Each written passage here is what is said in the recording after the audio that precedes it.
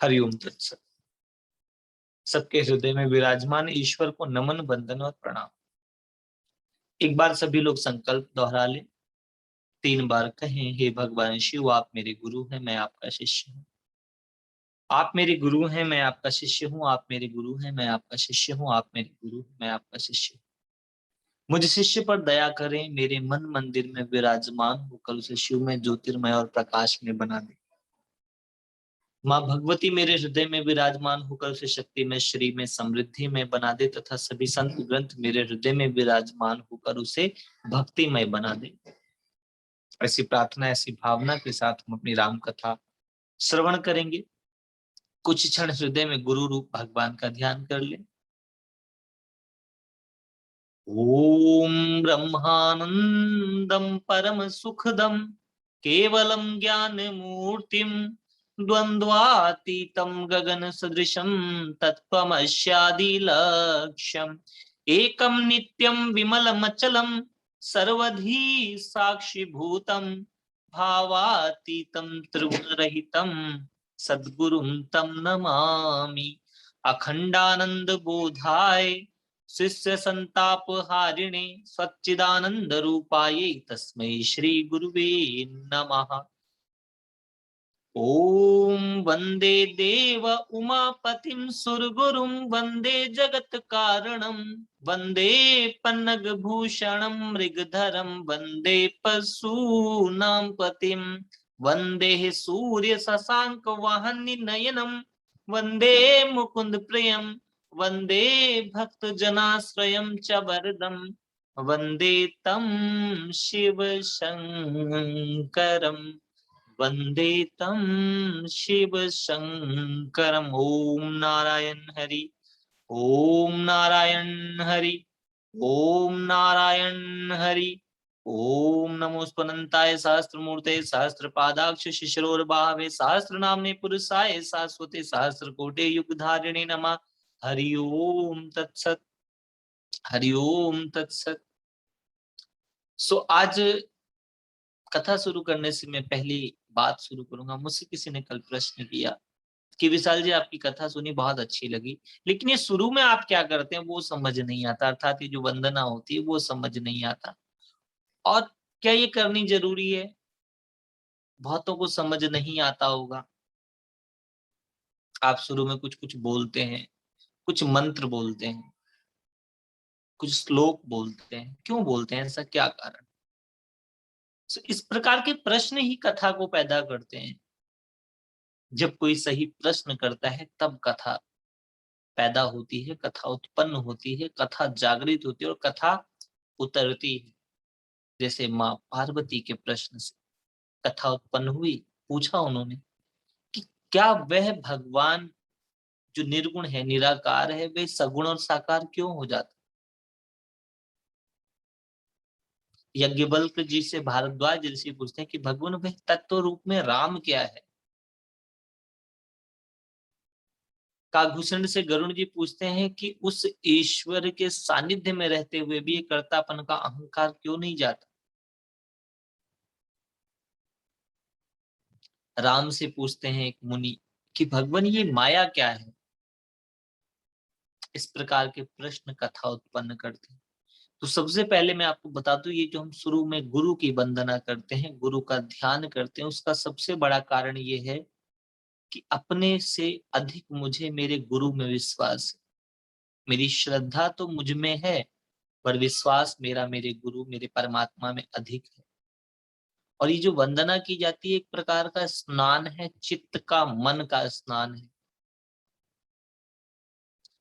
कथा सुनाने से पहले आपको नहीं पता कि मैं क्या कर रहा, मेरा मन किस स्थिति में था। तो कथा मैं अपने मन से न सुनाऊं, कथा मैं आत्मा से सुना सकूं, कथा परमात्मा से कनेक्ट होकर सुना सकूं, इसलिए सर्वप्रथम गुरु की वंदना की जाती है। और वंदना के साथ उस गुरु तत्व का आवाहन करता हूं मैं अपने हृदय में, अपने कंठ में। जब मैं कहता हूं ब्रह्मानंदम परम सुखदम, तो उस ब्रह्म, उस परम ईश्वर के आनंद को अपने अंदर आवाहन करता हूं। केवलम ज्ञान मूर्ति, के हे ईश्वर, मेरे भीतर ज्ञानमय रूप से आप प्रकट हो। उस ईश्वर को ज्ञानमय मानकर केवलम ज्ञान मूर्ति द्वंद्वातीतम, सभी द्वंद्वों से अतीत होकर और सभी द्वंद्वों से श्रोताओं को अतीत करना, अलग ले जाने की व्यवस्था के लिए गुरुदेव का ध्यान करता हूँ। एक मंत्र में पढ़ता हूँ, वंदे देव उमापतिम सुर गुरु वंदे जगत कारण, अर्थात भगवान शिव की एक वंदना, जिनके लिए मैं निरंतर कहता हूँ आप मेरे गुरु हैं, उनकी वंदना करनी। वंदना करने से चित्त में उस गुणों का आविर्भाव होता है, वह धारा चित्त में आ जाती है, इसलिए वंदना करते हैं। फिर राम रामेति रमे रामे मनोरमे सहस्त्र नामम तत्तुल्यम राम नाम वरान्ते। ये श्लोक भगवान शंकर ने माँ पार्वती को उपदेश में दिया था कि जो राम नाम है वह सहस्त्र नामों के बराबर है। फिर क्या कहते हैं, माता रामो मत पिता रामचंद्रा भ्राता रामो मत सखा रामचंद्रा अहम सर्वम रामम जाने नए विचार। ये जो है ये राम रक्षा स्तोत्र जो है उसमें से एक लाइन है कि मैं राम को अपना सर्वस्व मानकर उनका ध्यान कर रहा हूं। तो इस प्रकार की वंदनाएं चित्त को ईश्वर के प्रति समर्पित करती हैं, इसलिए कथा वक्ता इनका आश्रय लेकर करता है। ये कोई फॉर्मेट नहीं है कि ऐसा एकदम प्रोटोकॉल नहीं है, ये एक व्यवस्था है। जैसे तुलसीदास जी ने इसमें मंगलाचरण किया। पहले एक मंगल आचरण क्या है, अपने से श्रेष्ठ, अपने से बड़ों, अपने से दिव्य को प्रणाम करना, उनका सानिध्य लेना, उनका साथ लेना, उनका आशीर्वाद लेना। सनातन परंपरा आशीर्वाद में विश्वास रखती है और आशीर्वाद काम भी करता है और श्राप भी काम करता है। और श्राप और आशीर्वाद दोनों हृदय से निकलता है और दोनों के लिए आपके अलग अलग प्रकार की अभिव्यक्ति है। आप कुछ शब्द ऐसे बोल देते हैं कि आपके लिए हृदय से आशीर्वाद निकल जाता है, और कुछ शब्द ऐसे बोलते हैं कि हृदय से श्राप निकल जाता है। कई बार आप अनजान होने का नाटक करते हैं। एक जगह हम संत चर्चा में बैठे हुए थे, तो एक व्यक्ति थे, सबसे ज्यादा विवाद करते। उन्होंने बोला मैं मूर्ख हूं, मैं कुछ नहीं जानता हूं। तो मैंने कहा अगर इस बात को मैं यथार्थ कह दूं कि आप मूर्ख हो और सच में आप कुछ नहीं जानते हो, तो आपको बहुत बुरा लगेगा, क्योंकि आप छल कर रहे हो, आप पाखंड कर रहे हो। जो कुछ नहीं जानता वह इस बात का भी अहंकार नहीं करता। आप इस बात को अपने अहंकार का पोषण करने के लिए अपने लिए एक ढाल बना रहे हो। जो नहीं जानता वो एग्जाम्पल थोड़ी देता, उदाहरण थोड़ी देता है, वह तो चुप होकर पूछता है कि भगवान नहीं जानता मैं। Do you know you don't know, क्या तुम जानते हो कि तुम नहीं जानते हो। जो लोग रामायण में ऐसे बहुत से पात्र हैं जिनके पास अद्भुत ज्ञान है, लेकिन वह अपने ज्ञान का बिल्कुल भी प्रचार नहीं करते, तो उनकी सहजता, सरलता, नाटक, उनकी एक्टिंग नहीं की जा सकती। राम कथा में ये चीजें सीखनी। राम जी को सीता के विरह में नारद ने देखा, बहुत कष्ट हुआ कि अरे मैंने श्राप दिया था भगवान को कि स्त्री वियोग में तड़पोगे। बड़े कठिन से पर भगवान की स्तुति करी, वंदना करी। भगवान को करुणा आई, दया आई कि ये स्वयं को कर्ता मान रहा है। वास्तव में आप कर्ता नहीं हो, कर्ता का न भान है न फल की कोई इच्छा, हर बात में है राजी हर रंग लगता अच्छा। अगर आपको ये पता चल जाए कि आप कर्ता नहीं हो, तो आप भोगता भी नहीं हो, आप तो साक्षी हो, दृष्टा हो। इस प्रकार की ज्ञान की बातें बताने के लिए राम कथा है।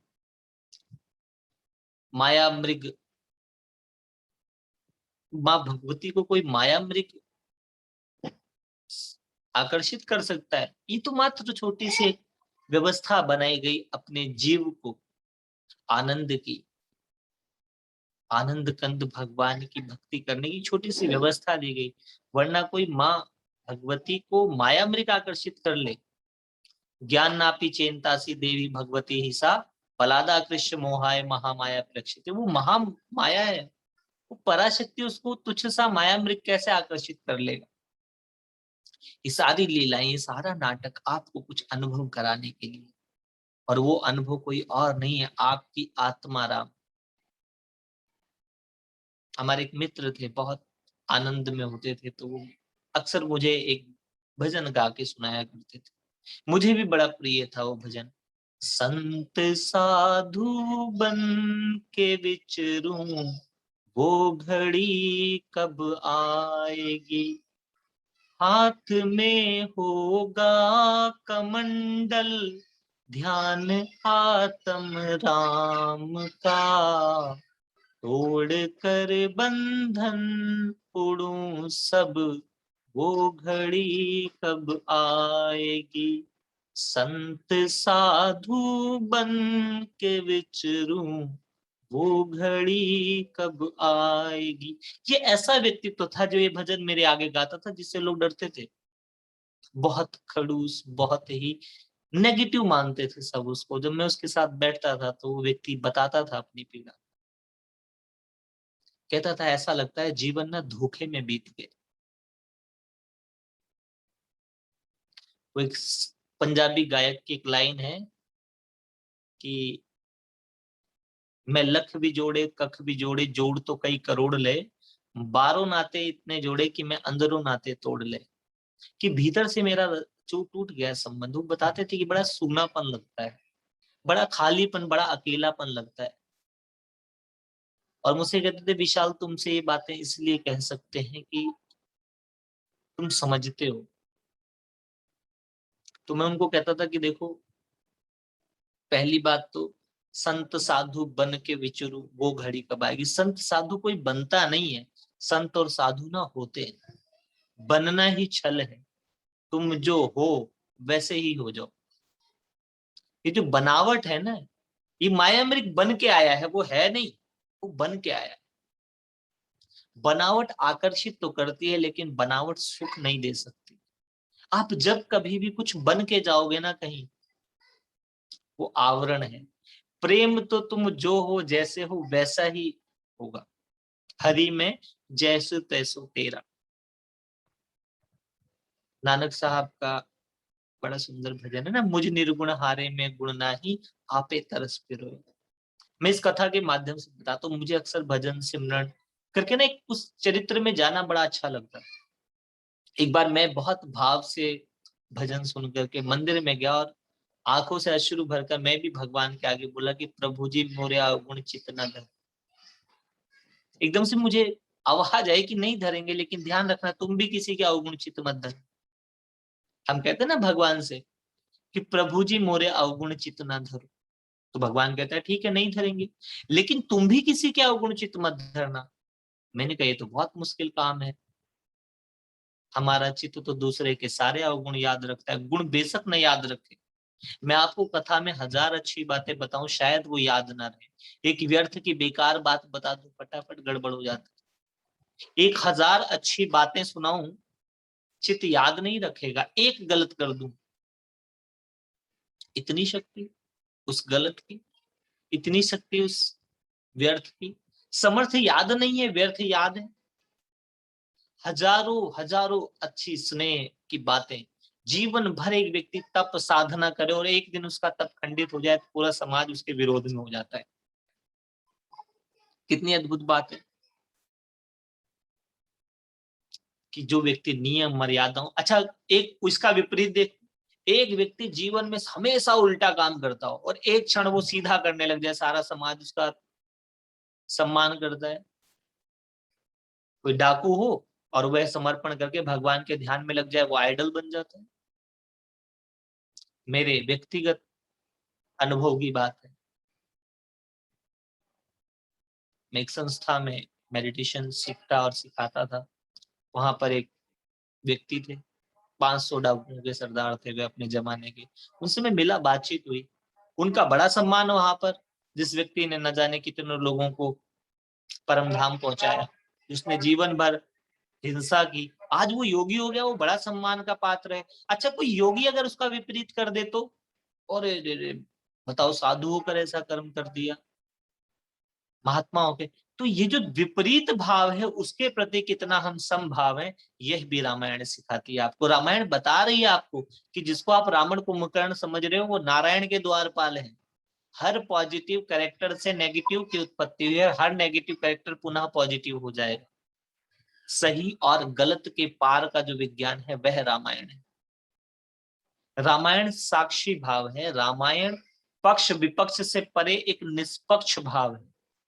न मैं राम के पक्ष में हूं, न मैं राम के विपक्ष में हूं।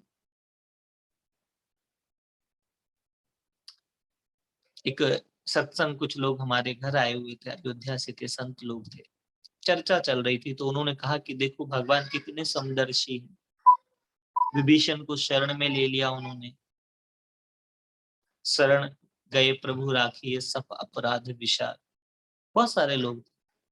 तो मैंने कहा स्वामी जी तो आप पक्ष की बात करो, विपक्ष में कहूं तो उसने तपस्या करके भगवान से ये वरदान पहले ही पा लिया था, जो प्रसन्न प्रभु मोहि पे दीजिए ये वरदान, जन्म जन्म हरि भक्ति में सदा रहे मम ध्यान। उसने तो ये बात पहले ही पेपर करा लिया था, अब तो खाली कब्जा लिया है उसने भगवान की शरण में आकर के।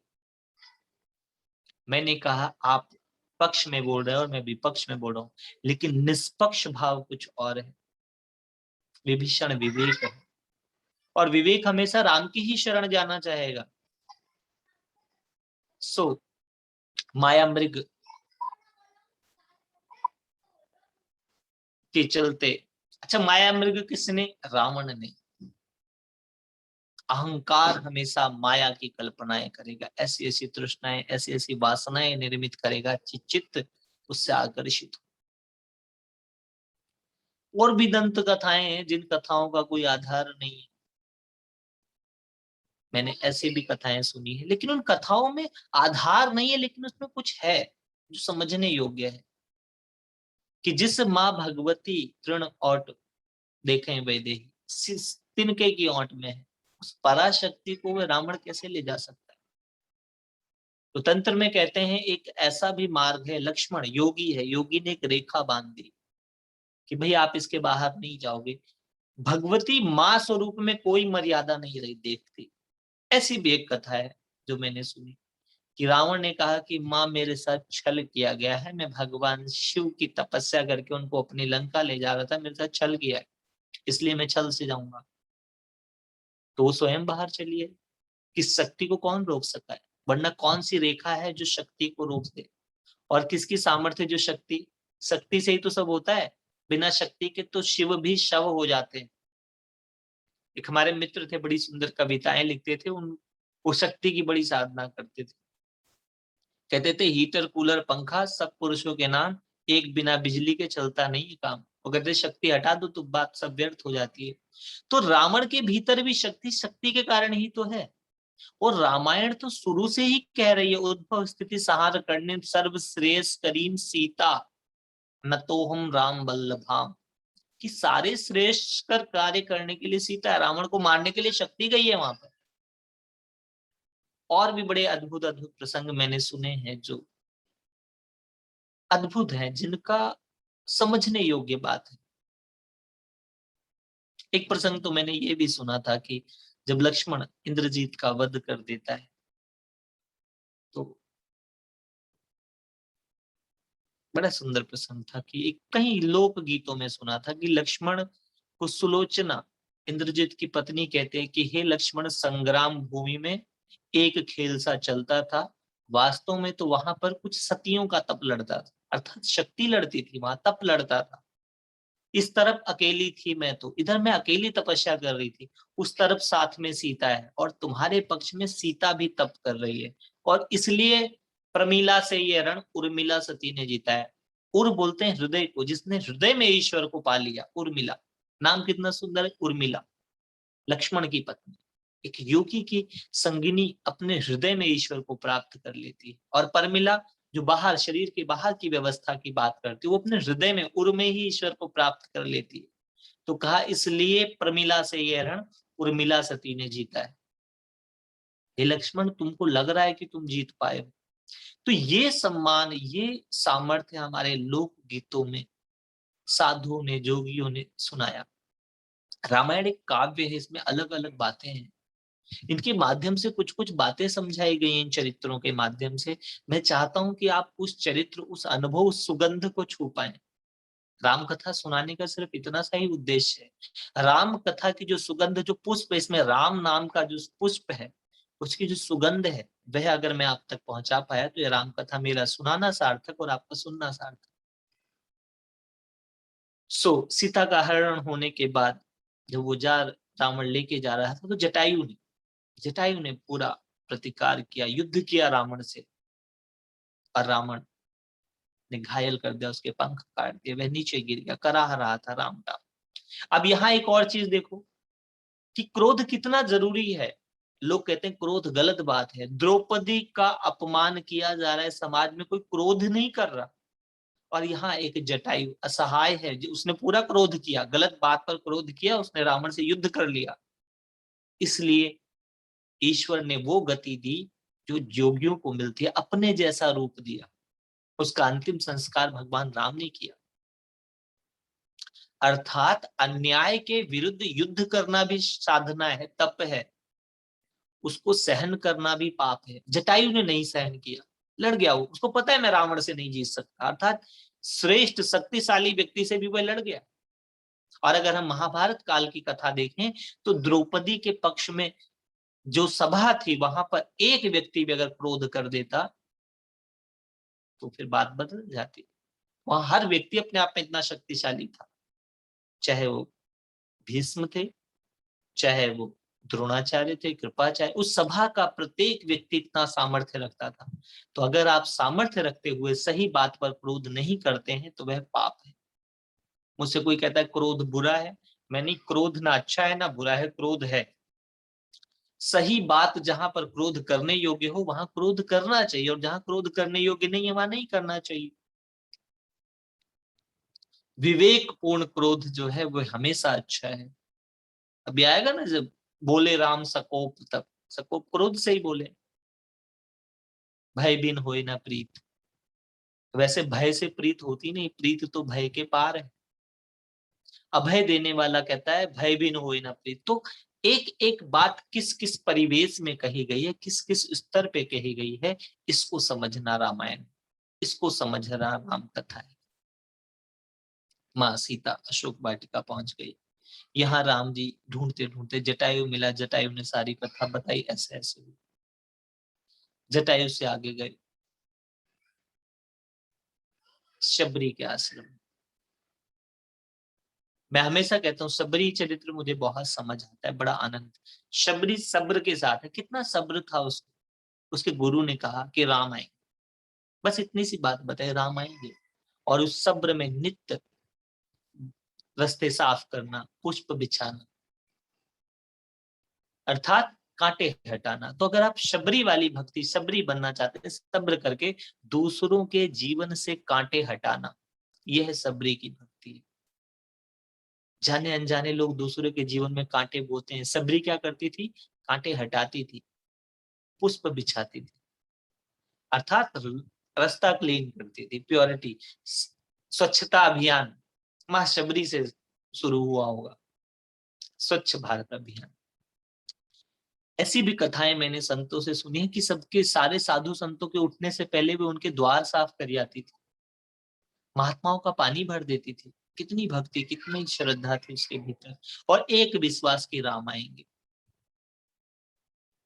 तो अगर आप स्वच्छ रहते हैं, आप अपने घर द्वार जहां भी आप रहते हैं वहां स्वच्छता रखेंगे ना, तो राम स्वतः चल के आएंगे। ये भी संदेश समझिए कि स्वच्छ भारत अभियान ये मां सबरी की देन है। बेशक हमने इन चरित्रों को सिर्फ गाना वाना गाकर, लेकिन अगर आप स्वच्छ रहते हैं, स्वच्छ रखते हैं अपने समाज, अपने घर, अपने परिवार, अपने देश समाज को, तो सच में राम स्वयं चल के आते। जो रघुवर तक पहुंच ना पाते, रघुवर वहां स्वयं चले आते। ईश्वर स्वयं चल के आता है आप तक, अगर आप स्वच्छ रहते हैं तो। तन भी स्वच्छ होना चाहिए और आपका मन भी स्वच्छ होना चाहिए। राम आए सबरी के यहाँ,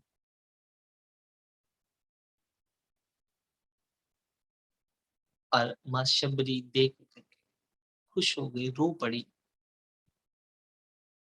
तो एक दिन आप भी अगर अपने हृदय को स्वच्छ रखेंगे तो राम आएंगे। तो दिल से प्रभु को पुकार ले, प्रभु दौड़े दौड़े दौड़े चले आए।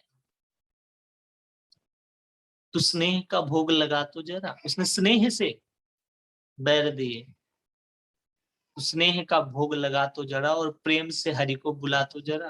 तेरे साग पात भी खाएंगे, क्या खाया, कंदमूल बैर, अब यहाँ आध्यात्मिक बैर, इस संसार में न जाने कितना बैर हमने चखा है, लोगों से बहुत प्रकार के बैर कर लिए, वो बैर भी ईश्वर को अर्पण करना था। भगवान शंकर को भी बैर चढ़ता है, वैसे उसको बेर बोलते हैं, लेकिन बैर जैसा ही साउंड है। तो जाने अनजाने न जाने किस किस से कैसा कैसा वैर हमने रख लिया है, वो बेर की तरह अपने राम को, अपने ईश्वर को दे दे। वो उसको, कुछ बैर हमने बड़ा मीठा समझ के लिया है। अच्छा, राम स्नेह के भूखे हैं, प्रेम भाव का भूखा हूं मैं, चाह नहीं इस शाम की। जात पात के तोड़ के बंधन शबरी मान बढ़ाया था, हंस हंस खाते बैर प्रेम से रघुबर ने फरमाया था। प्रेम भाव का भूखा हूं मैं, चाह नहीं इस शाम की। मैं तो प्रेम का भूखा हूं, मुझे शरीर से क्या लेना देना। अच्छा, लक्ष्मण ने नहीं खाया। कई बार ज्ञान ना मनुष्य में भेद पैदा कर देता है, तो ये याद रखना, ज्ञान अगर प्रेम तक न पहुंचे तो वह भी अहंकार है। रावण में कोई बहुत ज्ञान है, चारों वेद, 6 शास्त्र, 10 शीश उसके ज्ञान में ही, लेकिन उस पर भी अहंकार है। तो प्रेम तक पहुंचना है, यह भी राम कथा सुनाती है। वो ज्ञान नहीं है जो दूसरे के प्रति स्नेह ना रख पाए। हृदय हमारा पिघल न पाया जब देखा दुखियारा, किसी पंथ भूले ने हमसे पाया नहीं सहारा। सुनी है करुणा की धारा, कैसे आएंगे भगवान। हमने आंगन नहीं बुहारा, कैसे आएंगे भगवान। अगर आपने हृदय को साफ स्वच्छ नहीं किया तो राम कैसे आएंगे। राम ने वे सारे बेर, फल, उपस बड़े प्रेम से खाए, और वो कह रही कि प्रभु मैं कुछ जानती नहीं हूं। वो समर्पण कर रही है, वो सहज ही कह रही है। अधम ते अधम, अधम अति नारी तिन्हा मैं मति मंद अघारी, कह रघुपत सुन भामनि बाता, मानव एक भगत कर नाता। कि मैं एक ही नाता मानता हूं, भक्ति और प्रेम, और कोई नाता मुझे समझ नहीं आता। कैसे रिझाऊं मैं तुझको विधाता, ओ मेरे दाता मुझे समझ नहीं आता। ऐसा सबरी ने कहा होगा कि भगवान मुझे समझ नहीं आ रहा, मैं आपको कैसे रिझाऊं, कैसे आपको अपना स्नेह दिखाऊं। बस ये मेरे पुष्प हैं, ये जो मेरे कंद मूल है, जो कुछ मेरे पास यही है, जो कुछ है बस यही पास है, इसे चढ़ाने आया। अपना सर्वस्व सबरी ने जो कुछ किया था वह राम के आगे रख दिया। अब राम जी क्या कहते हैं, जात पात कुल धर्म बढ़ाई, धन बल जन परिजन गुण चतुराई, भगत हीन नर सोहे ऐसा, बिन जल बारिद देखहि जैसा। कि चाहे सब कुछ हो, अगर जीव में भक्ति नहीं है, भक्ति का एक सूत्र में अगर मैं बता दूं तो इदम नम, मेरा नहीं तेरा है। अगर ये भक्ति है, समर्पण नहीं है, तो सब व्यर्थ है। चाहे वो धन हो, चाहे वो माया हो, ज्ञान हो, परिवार हो, गुण हो, सील हो, किसी काम का नहीं है। ऐसा राम कहते हैं, सबरी को कहते हैं कि मैं भक्ति मानता हूं, मैं प्रेम मानता हूं, मैं स्नेह मानता हूं, और मैं समर्पण को मानता हूं। ये राम का चरित्र है। राम का चरित्र किसी के प्रभाव में आना नहीं है। राम तो स्वभाव के प्रेमी है। राम बहुत सहज सरल है और समदर्शी रख रहा है, समता का भाव रखते हैं। तो सबरी को क्या दिया उन्होंने, नवधा भक्ति, 9 प्रकार की भक्ति। शबरी 9 प्रकार की भक्ति क्या करेगी, सबरी तो अभी राम का दर्शन हो गया, बात खत्म हुई तो चली जाएगी गुरु के लोग को। फिर सबरी को नवधा भक्ति का ज्ञान क्यों दे दिया राम ने। राम तो जानते हैं, बस इसके जीवन का एक ही उद्देश्य था, राम से मिलना, राम का अनुभव करना, राम का दर्शन, राम का स्पर्श, राम का ज्ञान, राम का ध्यान। वो तो इसका पूर्ण हो गया, तब अब नवधा भक्ति की क्या जरूरत है। वो नवधा भक्ति शबरी के लिए नहीं थी, हम सब के लिए थी, कि हम सब हृदय में सब्र, स्नेह और धैर्य रख करके अपने जीवन में स्वच्छता लाएं, अपने भीतर और बाहर पवित्रता लाएं। अपवित्रो पवित्रो वा सर्वावस्थान गतोपि वा, यह स्मृत पुंडरीकाक्षम सह भय अभ्यंतरा सुचि। पुनात पुंडरीकाक्ष, पुनात पुंडरीकाक्ष, पुनातु, कि अपने अंदर और बाहर को पवित्र करे ईश्वर के स्मरण से। वह राम नाम से पवित्र हो गई सबरी। तो ये नौधा भक्ति, भगवान राम ने कहा कि नवधा भक्ति कहूं तो ही पाही, सावधान सुन धर्म मन माही। सावधानी से सुनना, आप लोग भी बहुत सावधान होकर ध्यान से सुनना। कीमती चीज है, अगर चित्त में समझ आ गई तो जीवन का भटकाव बंद हो जाएगा, पूर्णता आ जाएगी। प्रथम भगति संतन कर संगा, दूसरी रति मम कथा प्रसंगा। तो पहली भक्ति क्या है? संतों का संग कर, ऐसे व्यक्तियों से रहना, ऐसे व्यक्तियों की संगत करना जिनके मन से सांसारिक इच्छाओं और वासनाओं का अंत हो जाता है, वह व्यक्ति संत हो जाता है। मेरा प्रेम जब अनंत हो गया, रोम रोम संत हो गया। मेरा प्रेम जब अनंत हो गया, रोम रोम संत हो गया। जब प्रेम अनंत के साथ हो जाता है, अनंत में प्रेम हो जाता है, तब व्यक्ति संत हो जाता है। तो भगवान क्या कहते हैं? प्रथम भगति संतन कर संगा, द्वितीय भगति मम, दूसरी रति मम कथा प्रसंगा। अर्थात मेरी कथा में रत जाना, एकदम उसमें लीन हो जाना, मेरी कथाओं को सुनना, ईश्वर के चरित्र को सुनते सुनते ईश्वर के चरित्र में खो जाना, दूसरी भक्ति। तो बहुत से लोग संतों की संगत करते हैं, बहुत से कथा ईश्वर के चरित्रों का श्रवण करते हैं। गुरुपद पंकज सेवा, तीसरी भक्ति अमान, चौथी भक्ति मम गुण गण, करहि कपट तज ज्ञान। अहंकार को छोड़कर गुरु चरणों की सेवा करना तीसरी भक्ति है, और चौथी भक्ति है कपट छोड़कर मेरे गुणों का गान करना। क्यों ईश्वर के गुणों का गान? क्योंकि जिनको आप दोहराते हो वह आपका चरित्र बन जाता है। 4, पांचवी भक्ति मंत्र जाप मम दृढ़ विश्वासा, पंचम भजन सुवेद प्रकाशा। चौथी भक्ति है मंत्र जाप। तो पांचवी भक्ति हम लोग करके ही आगे शुरू करते हैं। चौथी भक्ति, कुछ क्षण मेरे साथ सभी लोग राम नाम का जप कर ले। श्री राम जय जय राम, श्री राम जय जय राम, श्री राम जय राम, श्री राम जय राम, श्री राम जय जय राम, श्री राम जय जय राम, श्री राम जय जय राम, श्री राम जय जय राम, श्री राम जय राम।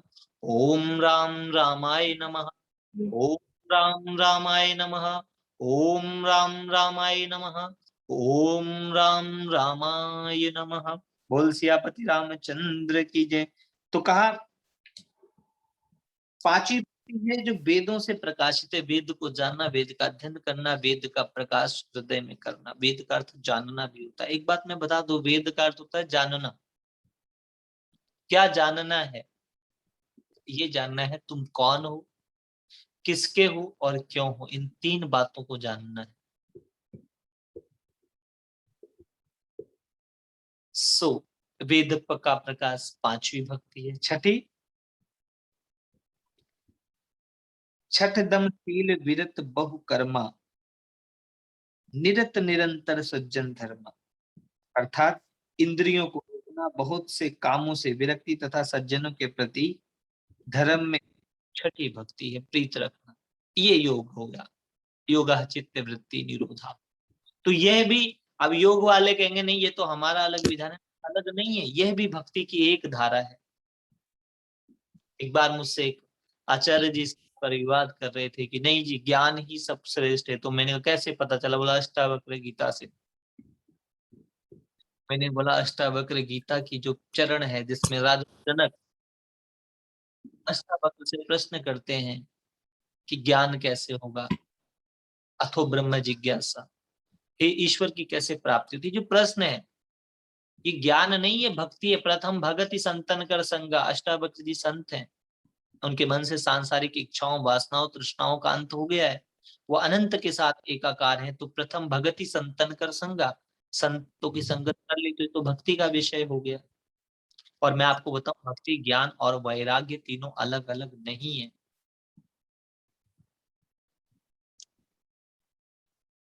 भागवत में तो कहा भक्ति रस है, ज्ञान गुठली है और वैराग्य उसका छिलका है, और कथा वो रस है जिसको पिया जाता है। पिबत भागवतम श्रवण पुटके, अर्थात इस भागवतम का रस पिया जाता है।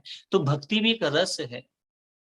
यहाँ पर छठी भक्ति नियम मर्यादाओं में रहना, धारणाओं में रहना और वासनाओं और तृष्णाओं का त्याग कर देना, छठी भक्ति है।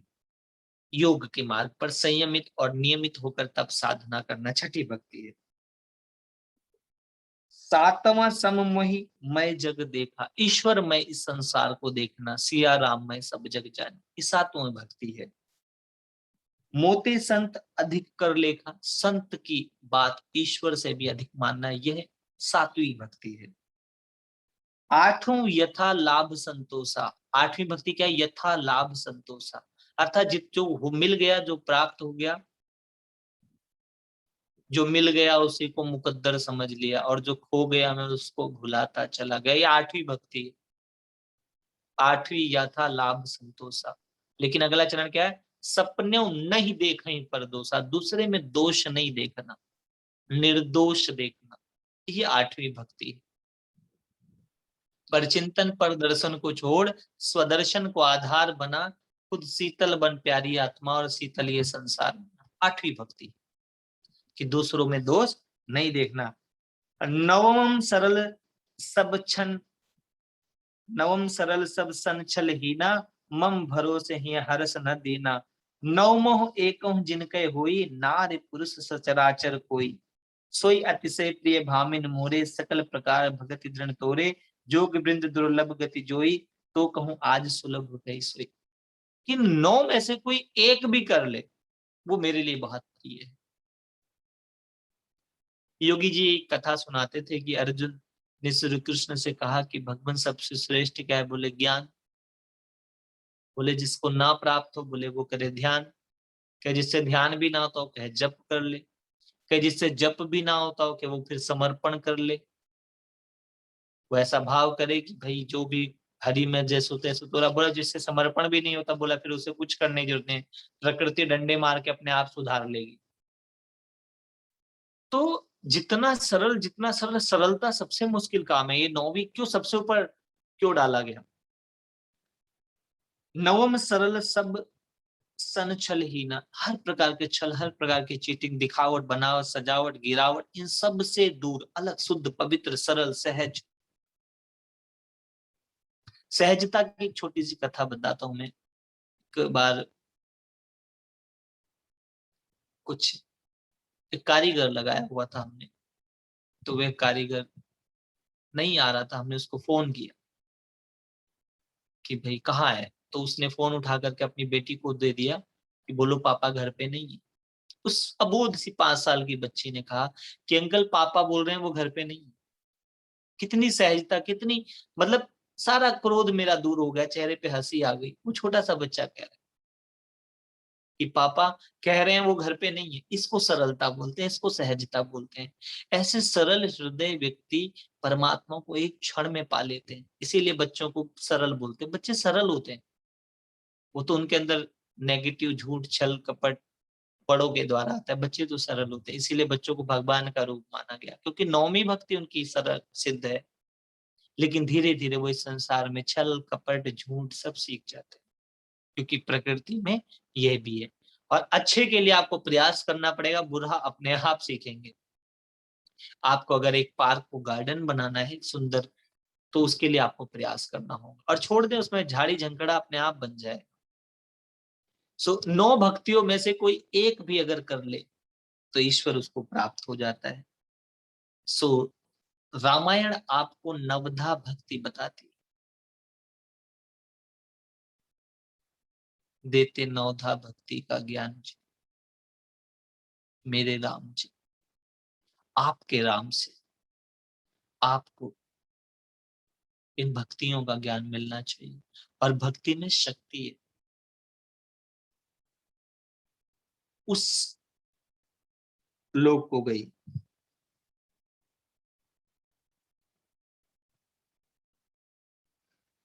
और कहते हैं मम दर्शन कर फल परम अनुपा जीव पाव निज सहज स्वरूप।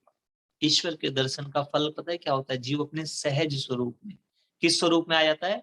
ईश्वर अंश जीव अभिमनासी चेतन अमल सहज सुख राशि, वो अपने सहज स्वभाव में आ जाता है। ये ईश्वर के दर्शन का प्रथम लाभ है।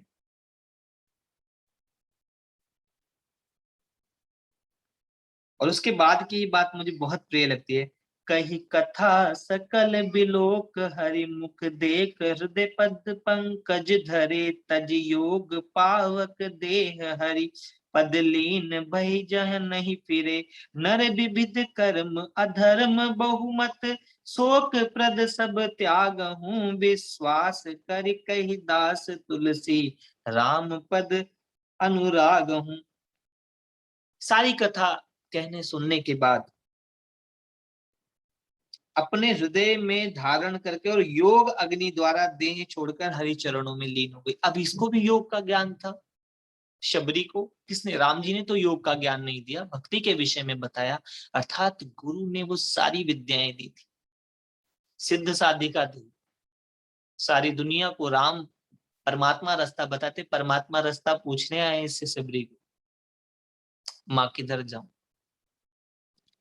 एक सिद्ध साधिका इतनी सरल हो सकती है, अद्भुत बात है। वरना कैसे योग अग्नि से शरीर को छोड़ दे? योग अग्नि जलाना तो मां सती जानती थी। ये तो उच्च कोटि की साधना है कि योग से शरीर को त्याग देना। तज योग पावक देह हरि पद लीन भई जहां नहीं फिरे। ऐसे लोग चले गए, उस परम लोग चले गए जहां से पुनः वापसी नहीं होती। तो वापस ना आने के लिए अच्छा और बुरा दोनों को छोड़ना पड़ता है, पाप और पुण्य दोनों भुगतने पड़ते। पाप और पुण्य दोनों का त्याग कर दिया, उस लोक चली गई, उस परम गति, उस सत्य लोक, उस अनंत में लीन हो गई जहां से पुनः वापस नहीं आता। कैसे? योग, योग के द्वारा, योग अग्नि के द्वारा। और इतना योग जो जानता है वह व्यक्ति कहे कि मुझे कुछ नहीं पता, इतनी सरलता। तो मैं आपको बताता हूँ, योग जप ध्यान अगर सही तरीके से करोगे तो आप सरल हो जाओगे, सहज हो जाओगे। अगर आप उसको सही दिशा में नहीं कर रहे तो जटिल हो। आप प्राणायाम करने लगो ठीक से, आपका मन बहुत सरल हो जाएगा।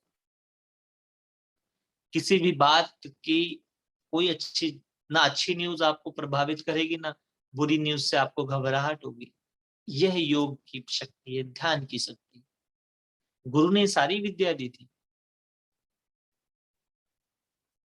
और प्रकाश के रूप में मतंग ऋषि थे वहां पर, ज्योति स्वरूप में। गुरु भक्ति थी, गुरु की बातों पे विश्वास करके गुरु के कहे अनुसार तप साधना कर रही थी, निरंतर स्वच्छता की साधना, राम की साधना। अब है अद्भुत बात कि सबरी गई कैसे? योग द्वारा।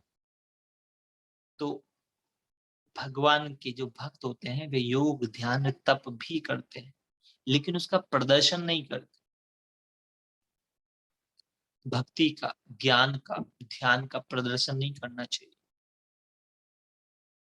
वरना भीतर से स्वदर्शन नहीं होता। अक्सर जो दिखावे में की जा रही है, जो समाज को दिखाने के लिए, वे भक्ति नहीं है, अहंकार है। और जो मनोरंजन, जो मन के रस के लिए किए जा रही है भक्ति, वह भी नहीं, वह भी दिखावट है। हम चले जाते हैं जहां पर मनोरंजन है, जहां चुटकुले सुनाए जा रहे हैं, जहां आपको हंसाया जा रहा है, गुदगुदाया जा रहा है, नचाया जा रहा है, कुदाया जा रहा है, नहीं। भक्ति तो सरल है, भक्ति भीतर ले जाने का विषय है। बाहरी आवरण, बाहरी दिखावा भक्ति नहीं है। इसलिए भक्ति को बहुत श्रेष्ठ माना। गुरुदेव कहा करते थे, समस्त साधनों का फल है वैराग्य, वैराग्य का फल है ज्ञान, ज्ञान का फल है भक्ति, और भक्ति का फल है ईश्वर, ईश्वर का फल है प्रेम, और प्रेम का फल शून्य, जीरो। सब जीरो हो जाना, सब शून्य हो जाना, क्योंकि जीरो से एक का पैदा हुआ है, शून्य से एक। ईश्वर एक है ना, एकम सत्यम। वो जो एक है वो शून्य, जीरो के बाद आया। हमारी भारतीय गणना में जीरो के बाद एक है। एक पिक्चर में बड़ा सुंदर सीन था, मैं देख रहा था जिसमें वो भारत का मजाक उड़ाते हैं और कहते हैं भारत तो जीरो है, और हीरो कहता है जब जीरो दिया मेरे भारत ने, संसार को तब गिनती आई, देता ना दशमलव भारत तो चांद पे जाना मुश्किल था, धरती और चांद की दूरी का अनुमान लगाना मुश्किल था। तो जीरो जो शून्य है, जीरो होना हीरो होने की शुरुआत है, जीरो होना आसान काम नहीं है, और अंत में जीरो ही होना है, क्योंकि शून्य से शुरू हुआ और शून्य से शून्य में ही चला जाना है।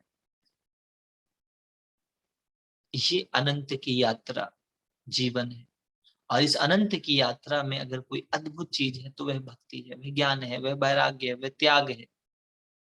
और बार बार किसी कर्म की गति में कर्ता मानना, अज्ञान में स्वयं को भूल जाना और पुनः फिर याद करना, यही ध्यान है। नारद शराब खुद देते हैं, लेकिन बाद में ध्यान आता है कि उन्होंने प्रभाव होकर माया के प्रभाव में शराब दिया था। और फिर वरदान क्या मांगते हैं कि भगवान बाकी आपके अनंत नाम है, लेकिन राम नाम की सबसे ज्यादा महिमा हो, सबसे अधिक महिमा राम, सबसे अधिक राम। तो अगर नाम जप किया जाए तो राम नाम।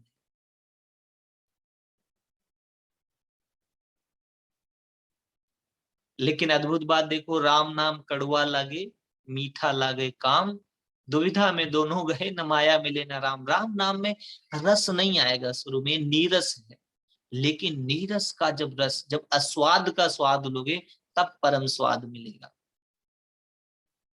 स्वाद जो है वह क्षणिक है, और इस अस्वाद के साथ परमानेंट जो रस है वह राम रस है। रसन अमृत राम नाम चाखो, तो उस राम का रस चखना है जो जीवन को परम आराम, परम विश्राम देता है। मां सबरी इस प्रकार उपदेश सुनकर योग की अग्नि के द्वारा उस लोक चली गई जहां से फिर कभी वापस नहीं आता।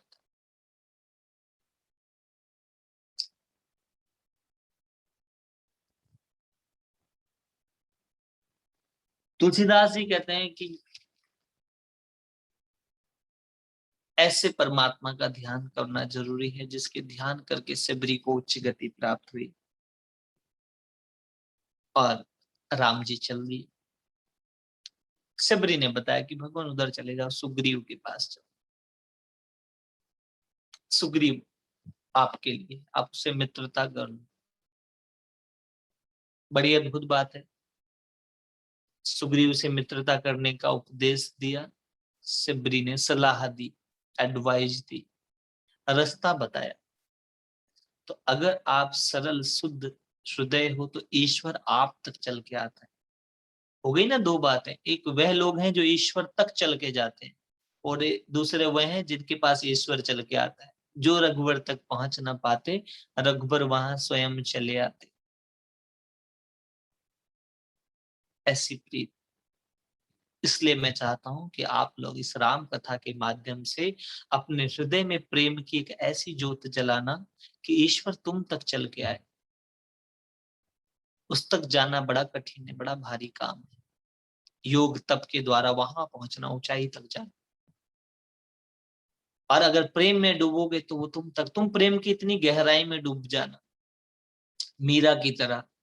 भव सागर अब सूख गयो है, चाह नहीं मोहे तरनन की, मोहे लागी लगन हरि चरणन की। वो जो सागर है वो सूख गया, अब इच्छा ही नहीं है पार होने की, तब क्या करोगे? तो ऐसी प्रेम में डूबना, यह राम कथा है। भगवान सुग्रीव की तरफ जाने लगे। कुछ गुप्तचरों ने सुग्रीव को खबर दी कि भाई दो ऐसे लोग आ रहे हैं। सुग्रीव बाली के यहाँ से निष्कासित था और पर्वत पर रहता था। डर गया, भय खा गया, घबराया हुआ था। हनुमान जी उसके मंत्री थे। अच्छा, ज्ञानियों की संगत में रहने का भी एक बड़ा लाभ होता है। हनुमान मंत्री है उसके। हनुमान जी को कहा कि जाओ पता तो कौन है। तो आपकी मंत्रणा देने वाला ना सच में हनुमान जैसा होना चाहिए। ज्ञानी नाम अग्रगण्यम, ज्ञानियों में सबसे आगे हनुमान जी की गिनती आती है। अतुलित बल धामम, इतनी शक्ति है कि पूछो मत। ऐसे हनुमान जी का चरित्र है। और कई बार मूर्ख लोग कुछ भी कर देते हैं जिनको पता नहीं चलता। एक बार मुझे अक्सर ऐसे बहुत सारे वीडियो वायरल होते हैं, किसी ने एक वीडियो भेजा जिसमें एक व्यक्ति एक बंदर की पिटाई कर रहा है डंडे मार, और उसमें लिखा था कि ये देखो मूर्ख हमारे हनुमान जी को मार। मैंने व्यक्तिगत उस व्यक्ति को बोला कि पहली बात तो हनुमान जी हमारे इतने कमजोर नहीं है कि उसको कोई आदमी मार दे। अतुलित बल धामम, इतनी शक्ति है उनके पास। दूसरी बात, तुम जो ये वीडियो भेज रहे हो, क्या तुमने देखा? ये बंदर है, पशु है ये, पशु भगवान नहीं है। जिस चरित्र की बात, वानर कोई बंदर नहीं है। वानर का वह नर जो वन में रहा करते थे, वह वानर थे। दूसरी बात, इसने बंदर ने क्या शरारत करी तुमको नहीं पता। हो सकता है इस बंदर ने उसके बच्चे को काट लिया हो। इसने बंदर ने क्या किया आपको नहीं पता। तो एक कोना देख करके पूर्ण सत्य को नहीं समझना चाहिए। और दूसरी बात, ऐसे वीडियो वायरल करने से मात्र मूर्खता और भ्रम से अधिक कुछ नहीं फैलता। वास्तव में हमें अपने दिव्य चरित्रों को समझना होगा, तब जाकर के हम अपनी परंपराओं को जान पाएंगे। हनुमान जी क्या है? हनुमान जी कोई बंदर नहीं है, वानरों में श्रेष्ठ है। वानर युद्ध मुख्यम, श्री राम दूतम शरणम प्रपद्ये। श्री राम के दूत हैं, उनके सेवक हैं, तो वो कोई असहाय नहीं है। बहुत ज्ञानी नाम अग्रगण्यम चतुर सुजाने। हम वंदना में हनुमान जी की वंदना में पहली बात क्या करते हैं? श्री गुरु चरण सरोज रज निज मन मुकुट सुधार, वर्णो रघुबर विमल जस जो दायक फलचार। कि भाई श्री गुरु चरण के और करो कृपा गुरुदेव की नहीं। हनुमान जी से हम गुरु की जैसी कृपा चाहते हैं कि हम पर गुरु जैसी ज्ञान देना हमें। ऐसे श्रेष्ठ हनुमान जी से सुग्रीव ने कहा कि जय राम जी के विषय में थोड़ा पता लगे, क्यों कारण आए, किस कारण से आए हैं। वेश तो इन्होंने बनवासियों का बना रखा है, साधुओं का बना रखा है, अलग ये सिपाही रहे, संत सिपाही गुरु गोविंद सिंह जी ने बनाए थे। लेकिन मैं तो कहता हूँ राम जी के जीवन से पहला जो उदाहरण संत सिपाही का वह राम है। कि सिपाही है, क्षत्रिय है, सैनिक है, योद्धा है, लेकिन संत की तरह है, जटाएं बांध रखी हैं, तपस्वी हैं। तो जो तपस्वी को युद्ध भी आना चाहिए, इस पर मेरी बड़ी इच्छा भी है और बड़ी लालसा भी है और बड़ा परिश्रम भी है कि हमारे गुरुकुलों में युद्ध की भी शिक्षा होनी चाहिए, लड़ना भी आना चाहिए। ऐसा नहीं कि बच्चों को आप नहीं नहीं नहीं बेटा झगड़ा नहीं करते, झगड़ा करते हैं, लेकिन जहां झगड़ा करने योग्य है। हमारे शास्त्रों ने हमें, युद्ध भी एक विद्या है, युद्ध एक कला है, युद्ध एक साधना है। शक्तिशाली होकर संयमित होना युद्ध कला में सिखाया जाता है। तो युद्ध कला भी हमारे स्कूलों में सिखाई जानी चाहिए।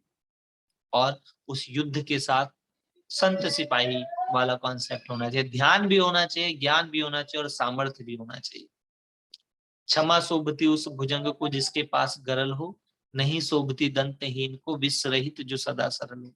शक्तिशाली सामर्थ्यशाली व्यक्ति की क्षमा का कोई मोल है, असहाय की क्षमा का कोई मोल नहीं, क्योंकि वो कर भी क्या सकता है।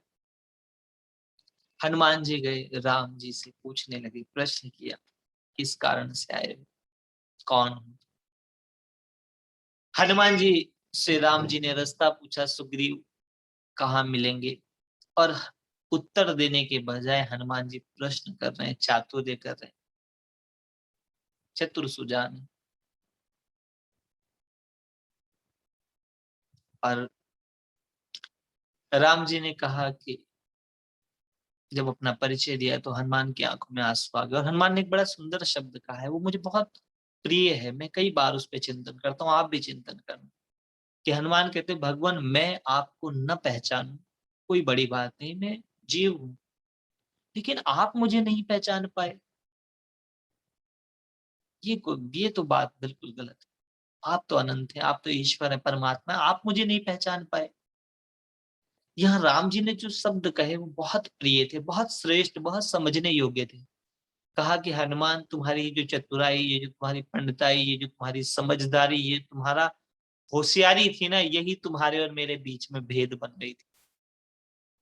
जो समझदारी, जो चतुराई, जो तुम्हारी समझ है ना, जो तुम्हारा होशियारी है, यही तुम्हारे और मेरे बीच में अंतर पड़ रही थी। मैं तो सहज ही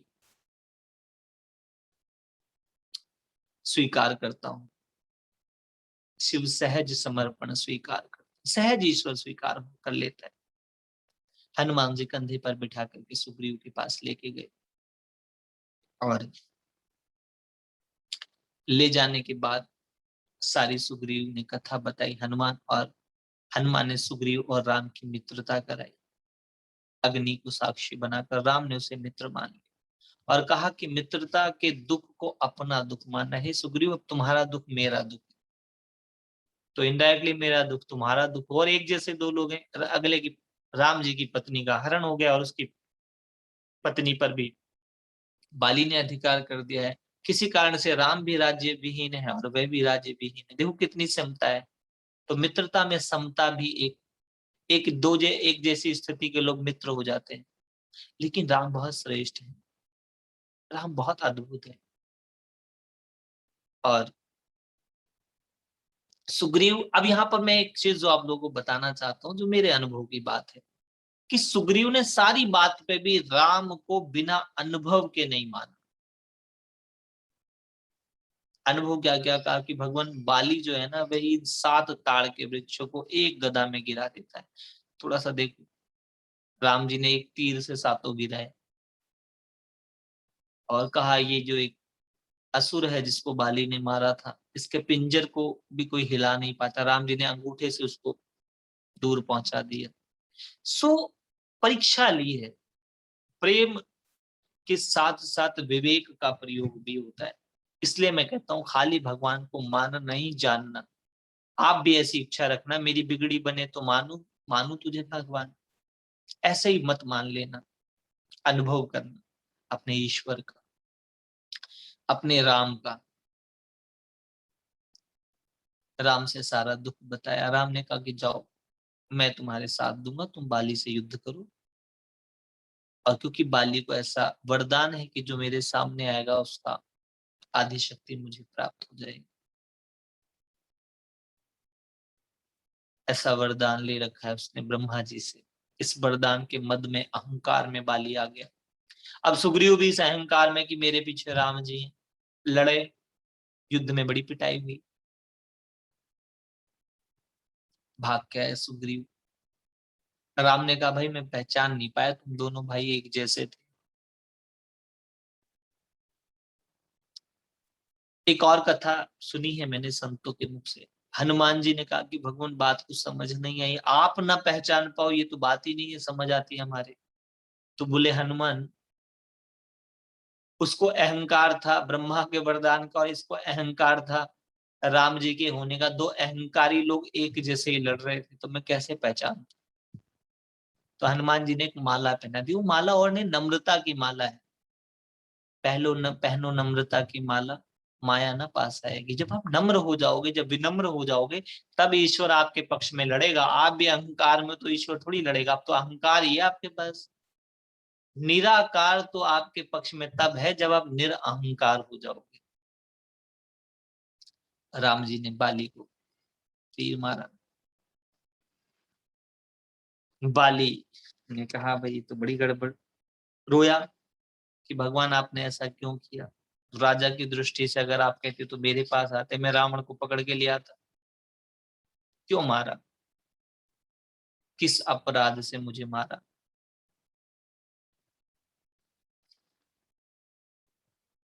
तो राम जी ने कहा कि भाई तुझे जिस अपराध से मारा है वह ये है कि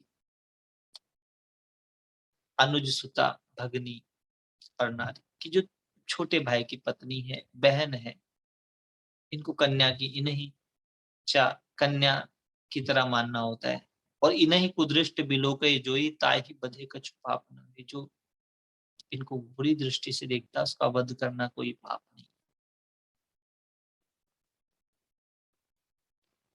और बाली अगर तुझे चाहिए तो हम तुझे प्राण दान दे सकते।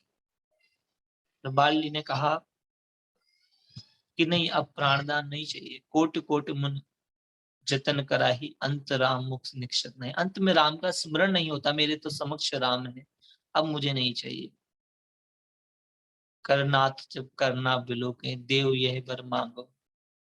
एक ऐसा वरदान दे कि जहां भी जन्म आपकी शरण में, आपकी उसमें रहूं, आपकी भक्ति प्राप्त हो, ऐसा वरदान मांगा। और कहा कि मेरे पुत्र को आप अपने सानिध्य में ले लें। यहाँ पर बाली की पत्नी को भी उपदेश दिया। छित जल पावक गगन समीरा पंच तत्व कर अधम शरीरा। अब यहाँ देखिए रामायण में कई कई जगह दो दो बातें। पीछे यहाँ पर बता रहे हैं छित जल पावक गगन समीरा पंच तत्व कर अधम शरीरा, एक मृत शरीर के लिए विलाप कर रही है, तो वहां बता रहे हैं अधम है, 5 तत्वों का है, बात खत्म। छित जल पावक गगन समीरा पंच तत्व कर अधम शरीरा, ये शरीर जो अधम है, निरंतर इसमें विकार है। और वहां अत्रि मुनि के आश्रम में कह रहे थे कि बड़े भाग्य मानुष तन पावा, सुर दुर्लभ सब ग्रंथन गावा, साधन धाम मोक्ष कर द्वारा। कि तो साधना के द्वारा मोक्ष कराते, तो अर्थात एक ही चीज का एक पक्ष अलग है, दूसरा पक्ष अलग है। एक ही धागे के 2 सिरे हैं, दोनों धागों को जो मिला देता है वह माला बन जाती है, वह सिमरण योग्य बात हो जाती है। सो बाली का इस प्रकार भगवान राम ने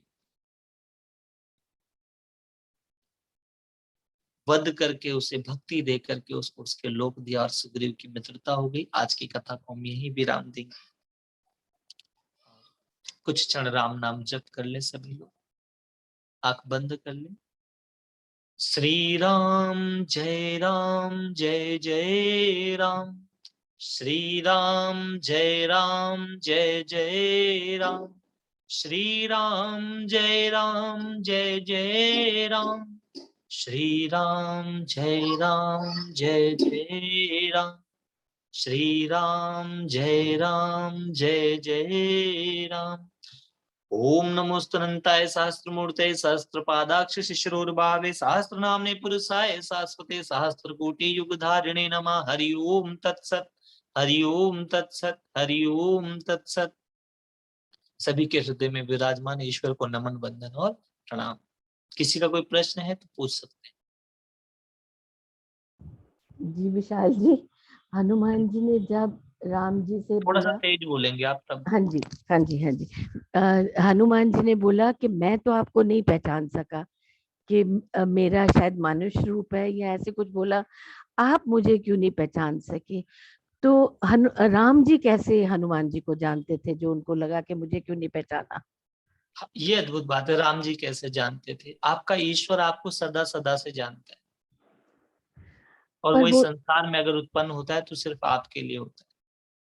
नहीं ये तो ठीक है, पर हनुमान जी की कोई तो अलग से होएगी ना उनकी पहचान, उनके जो गले में राम एक जी। भक्त की माला थी, भक्त माल उनके गले में थी, जिसको देख के हनुमान जी को राम जी ने पहचाना। आप सबके कंठ में एक भक्त माल है, भा से भक्ति। जी भक्ति जो शब्द है 4 शब्दों का समुच्चय, भावना से किया हुआ ईश्वर के लिए त्याग, भक्ति, भक्ति माल थी उनके गले में। और जो राम जी और उनके बीच का संवाद था, जो हनुमान जी पांडित्य युग संस्कृत के ऐसे व्याकरण युक्त शब्द बोल रहे थे कि राम जी मुस्कुरा रहे थे।